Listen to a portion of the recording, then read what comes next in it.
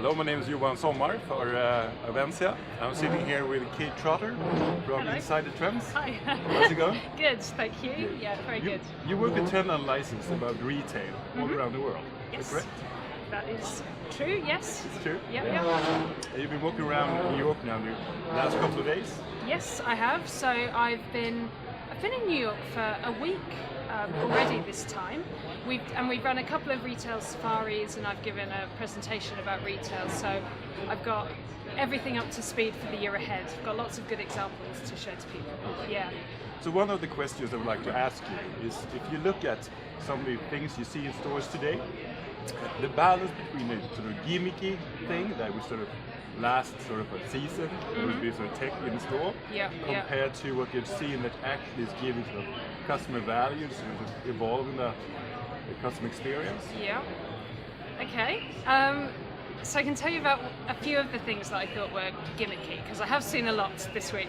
There was one store that sells bedding that had a community area that no one was using. There was another store that had a whole chill out area in the back, and it looked lovely, but no one was using it.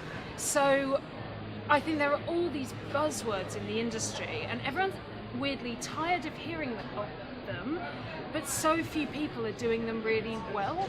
I can probably count the businesses or the retailers who are doing community really well on one hand, if that. So, Can you give an example? Who's doing this?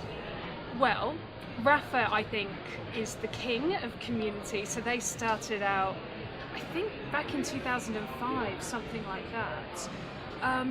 But they've done so well to use their stores through events and through different services in the store and out of the store.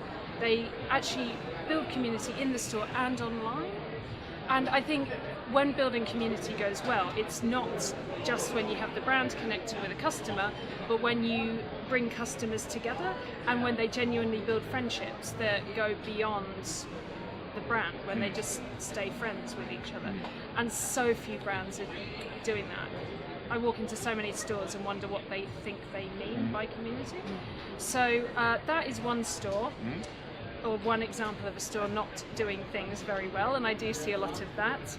An example of a brand doing retail brilliantly, everyone has been talking about it, but Glossier, which I find really interesting because it's not actually to do with the retailing. No. Like, their retail mechanisms are completely standard. The store is nice, but it's not amazing. No, it's not special, no. The e-commerce is fine, but that's not why people buy. People are buying because the brand is connecting with them in a whole different way. Yeah. They're taking the time to really understand what customers want. And the retail is just not getting in the way of that. But they are also a retailer. So yeah, when I saw their space, I actually saw that for the first time last year, and it put me through a whole existential crisis of what retail is, which was really good. But I've come out of that with a whole series of thoughts about retail. That must be one of my favorites too, because it's actually not that impressive in the store or what it is except online, but the sort of connection to the customers is just amazing. Yeah. Have you got anything on NRF? You're walking around on the fair? So it was interesting, actually. The sense I got was that in the past couple of years there have been lots of like new exciting things, like drones that scan the shelves and stuff. And this year there wasn't much new technology, but I got the sense that this year is the start of people getting it right. And actually a lot of the mainstream taking the plunge with this kind of stuff.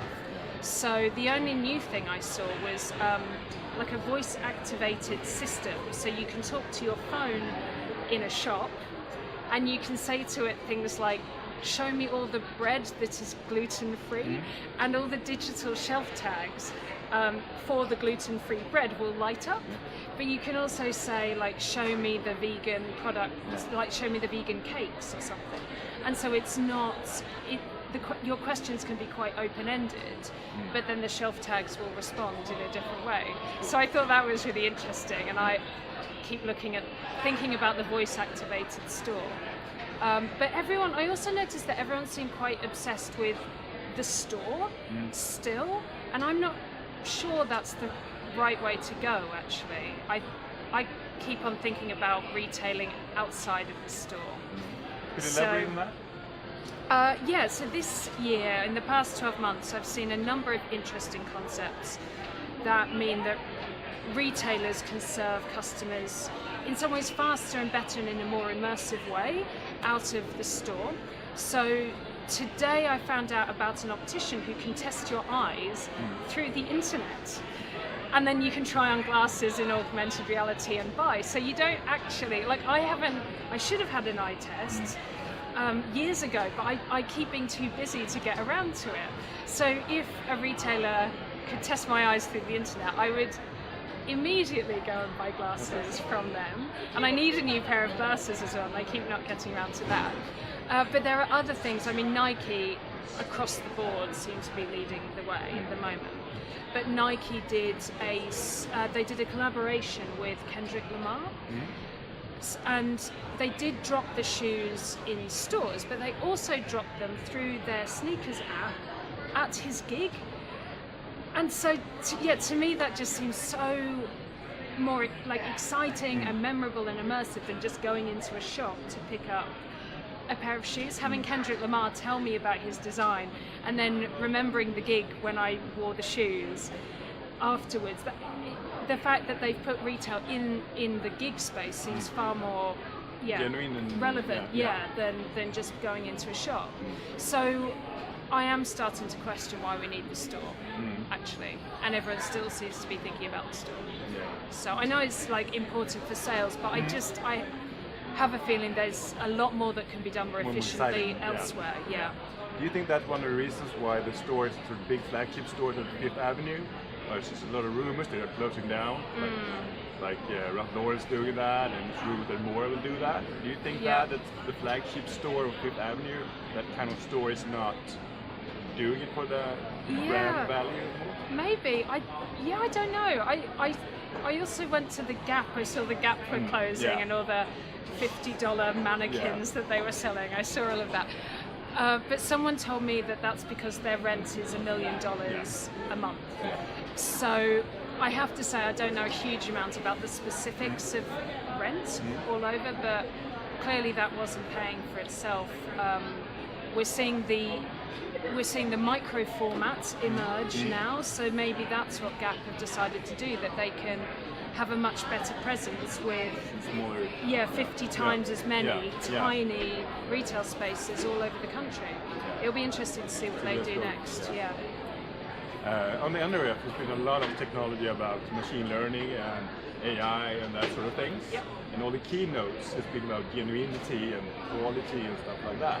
Do you see any sort of paradox with that, or do you see that as a same thing in a way? I hope it becomes the same thing. I think all these high-tech tools are really, or should be used as a means with which to serve customers brilliantly as individuals and to build relationships with them. That's what I came away from the Glossier store thinking. You don't have to use technology to build relationships, but if you use technology well, then it's so much easier. So it's a tool there that, I believe that technology should be used to make retail more human. So hopefully, if you use it as a barrier, it's just going to block that connection between the brand. Use technology to make retail more human. I think that's a good way to end this interview. Thank you a lot. Thanks. Cate Trotter. Thanks for having me. Nice to see you again. Cheers.